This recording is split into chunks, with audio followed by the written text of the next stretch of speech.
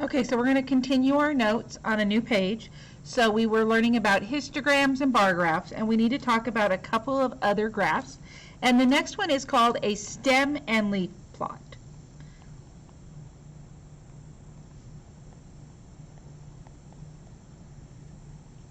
So a stem and leaf plot shows frequency of data.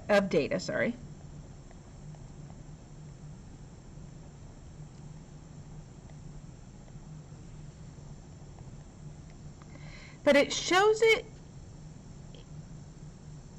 in a little bit different way because the data is organized by place value.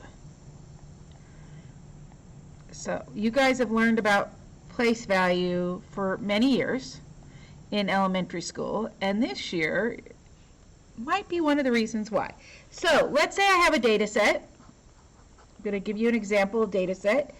And it's 4, 7, 2 8s, a 14, a 15, a 30, 33, 33, 33, and 35. Those are our data set. That's our data set. So we have what, I'm going to do it in different colors just to kind of help you understand it. So I have what's called stems, and then I have what's called the leaves. And basically the stems are the tens place and the leaves are the ones place. And I'm going to explain it a little bit more. So over here I would write numbers represent tens. And over here numbers represent ones.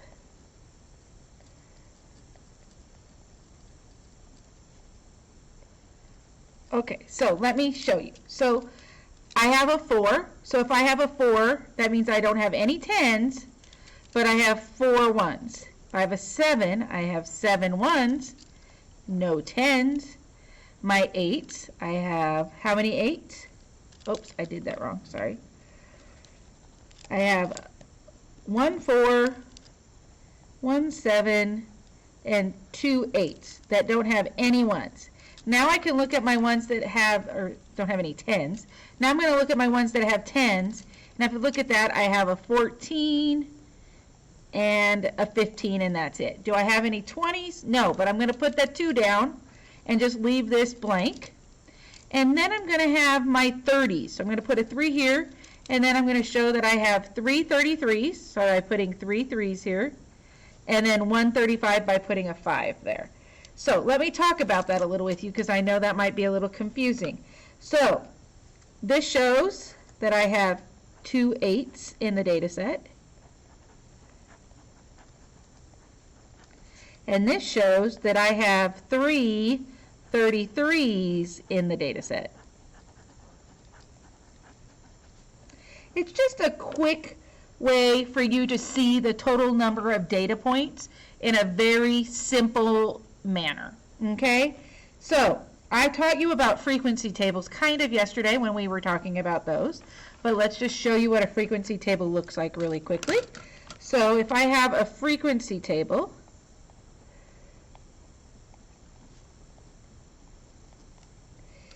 it tells you the number of times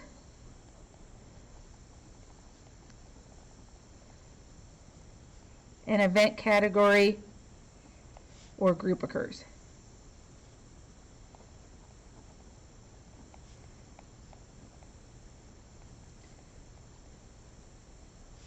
So, for example, fish lengths